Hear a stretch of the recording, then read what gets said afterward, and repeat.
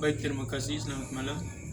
Saya atas nama Hieronymus Naga, kelas IP 1A2, akan menjawab pertanyaan UAS Sisiologi Pemerintahan. Nomor 1. Jelaskan apa yang Anda pahami tentang ruang lingkup sosiologi pemerintahan.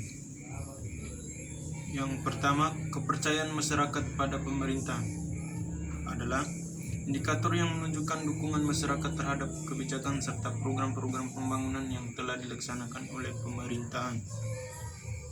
Yang ke-B, partisipasi masyarakat dan pemerintahan yang partisipatif berarti peran serta seseorang atau sekelompok masyarakat dalam proses pembangunan, baik dalam bentuk kegiatan dan memberi masukan berupa pikiran, tenaga, waktu, keahlian, modal, dan materi, serta ikut memanfaatkan dan menikmati hasil pembangunan.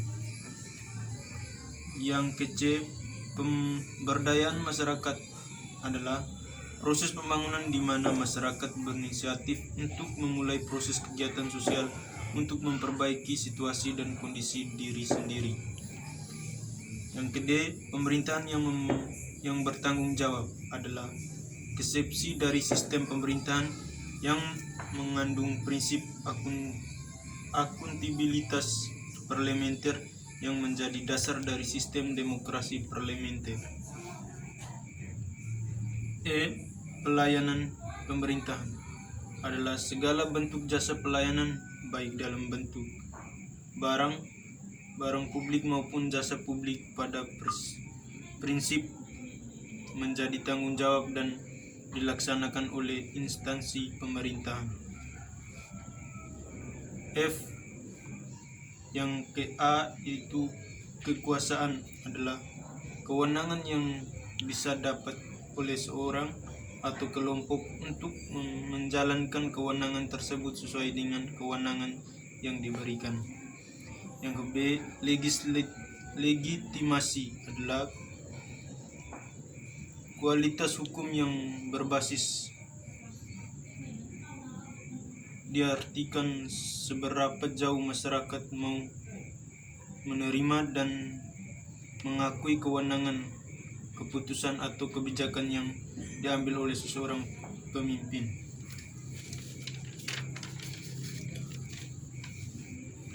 Pertanyaan yang kedua, wewenang pemerintahan merupakan lingkup tindakan publik. Tindakan meliputi wewenang membuat keputusan pemerintahan, tetapi meliputi wewenang dalam rangka pelaksanaan tugas dan memberi wewenang serta distribusi wewenang, utamanya di tempat dalam peraturan perundang-undangan. 7. Kepemimpinan pemerintahan adalah strategis pemimpin dalam memberikan fasilitas pada bawah atau masyarakatnya untuk memperlancarkan pekerjaan karena bawahan dan masyarakat tersebut terikat oleh pemberian tersebut.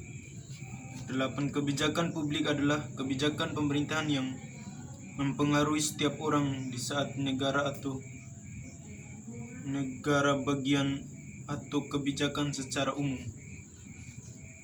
Sebut dan jelaskan 5 dimensi komunikasi pemerintahan.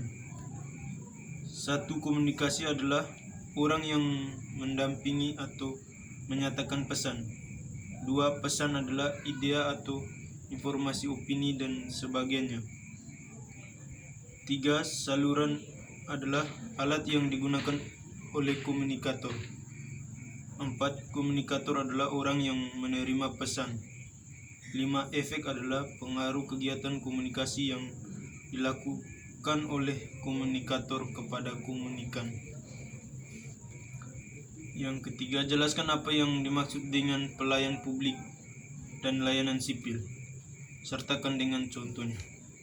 Pelayanan publik adalah segala bentuk pelayanan jasa, baik dalam bentuk barang publik maupun jasa publik. Contohnya, pelayanan kesehatan, pelayanan pendidikan, pelayanan peradilan, pelayanan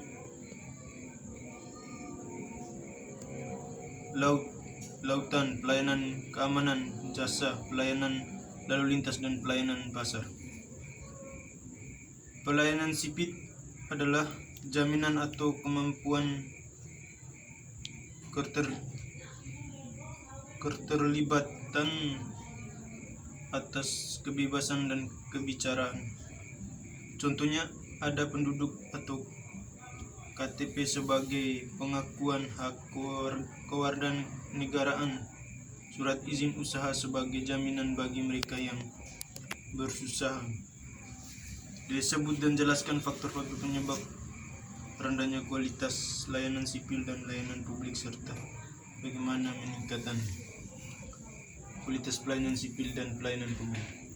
Faktor penyebab rendahnya layanan sipil yaitu faktor organisasi, strukturan organisasi, kualitas pelayanan publik pada pemerintahan.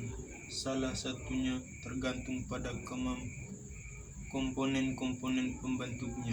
Titik. Terima kasih.